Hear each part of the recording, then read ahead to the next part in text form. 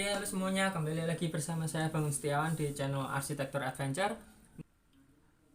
Kali ini gue akan membahas lo nggak perlu minder kalau gambar lo jelek dan lo pengen jadi seorang arsitek. Seorang arsitek itu gambarnya nggak harus bagus. Yang perlu digarisbawahi di sini, seorang arsitek itu gambarnya nggak harus bagus. Sebenarnya ini sudah pernah saya jelaskan di video saya sebelumnya yang 5 alasan kenapa lo harus memilih jurusan arsitektur. Di situ gue jelaskan gambar lo tuh nggak harus bagus kalau pengen jadi seorang arsitek tuh gambar lo nggak harus bagus, karena yang digambar di studi arsitektur itu bukan dari gambarnya tuh kelihatan bagus, tapi bagaimana gambar itu bisa dibaca, bisa direalisasikan menjadi sebuah bangunan yang nyaman digunakan. Kalau itu bangunan, kalau itu jembatan yang enak digunakan, tergantung apa yang sedang kita bikin. Nah, kenapa video ini dibuat? Karena banyak di luar sana yang bilang waktu awal kenal, lo dikenal sebagai arsitek nih, pasti kalimat setelahnya, wah jago gambar dong, wah gambarnya bagus dong. Nah, di situ menjadi beban bagi orang yang pengen ambil di dunia tersebut, pengen terjun di dunia tersebut, kemudian muncul statement arsitek tuh gambarnya bagus. Sedangkan orang yang nggak bisa gambar jadi minder kalau pengen ambil di jurusan arsitektur. Padahal seorang arsitek nggak harus gambarnya itu enak dilihat mata ya, minimal untuk gambar secara dasarnya itu gambarnya bisa dibaca itu bukan tulisannya ya, maksudnya begitu kita menuangkan ide, begitu kita menuangkan kreasi, kita mendapatkan sebuah desain yang akan direalisasikan, kita tuangkan pada kanvas, kita tuangkan pada AutoCAD, pada sketsa, pada media apapun, itu bisa dibaca. Orang yang melihat gambar tersebut tahu kalau misalnya gue dapat ide bikin rumah.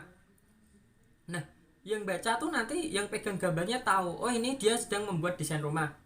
Dari gambar itu dia tahu rumahnya ukurannya berapa, jadinya seperti apa, menggunakan struktur apa. Nah, di gambar tersebut tertuang apa yang orang lain butuhkan untuk membaca gambar tersebut. Jadi waktu dia pegang sebuah gambar, dia pegang dokumen gambar, dia nggak tanya lagi ini gambar apa sih.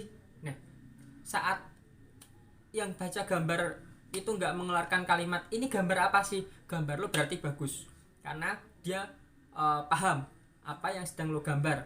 Itu dari sisi bagus tidaknya sebuah gambar ya, belum ke realisasinya.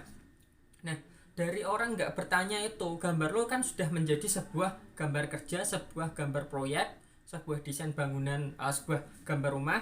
Kemudian apa sih yang dibutuhkan selain tidak ada kalimat pertanyaan ini gambar apa, yaitu gambar lo harus bisa dibangun.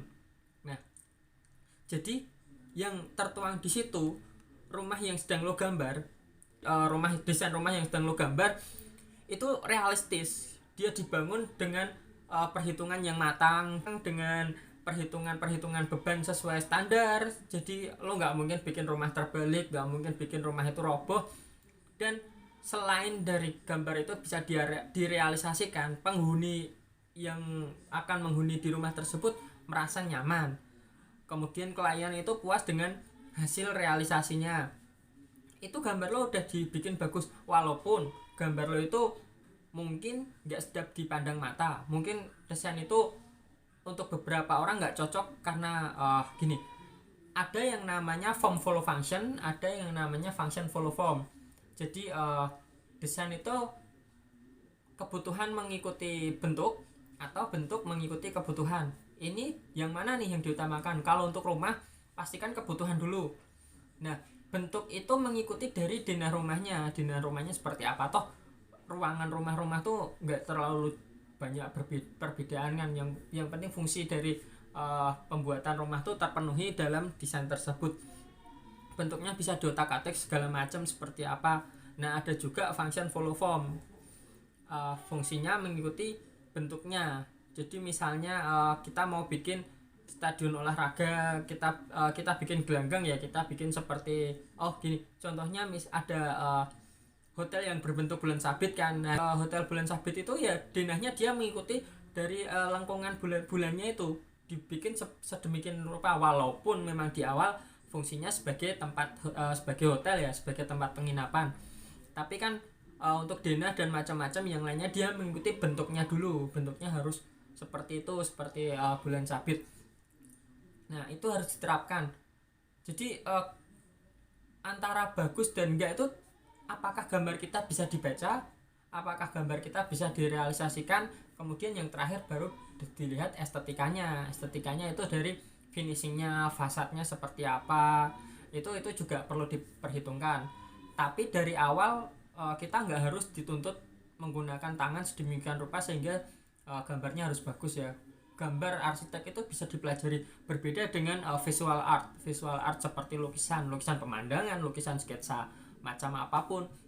Itu tesnya orang beda-beda. Ada yang desain itu dibilang baik, ada yang bisa desain itu dibilang buruk. Yang penting fungsinya tercapai, berarti desain itu bagus. Berbeda dengan visual art kan tesnya orang macam-macam, baik buruknya itu nggak ada. Yang penting maksud dari si pelukis itu juga tersampaikan dan enak dilihat mata. Toh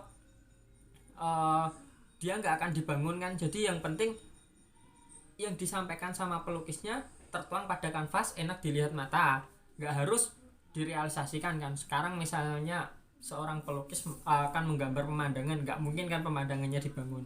Berbeda dengan seorang arsitek, misalnya dia menggambar rumah, ya rumahnya harus dibangun.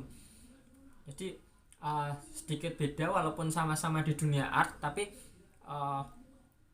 gue punya quote gini, art is about taste but a tongue is different. Jadi seni itu soal rasa, dan rasa itu lidah setiap orang itu berbeda-beda. Jadi jangan minder hanya karena nggak bisa gambar. Lo tetap bisa menjadi seorang arsitek karena gambar arsitek itu bisa dipelajari, bisa diterapkan mulai dari hal-hal yang sederhana, mulai dari denah, mulai dari tampak, mulai dari potongan, itu semuanya bisa dipelajari.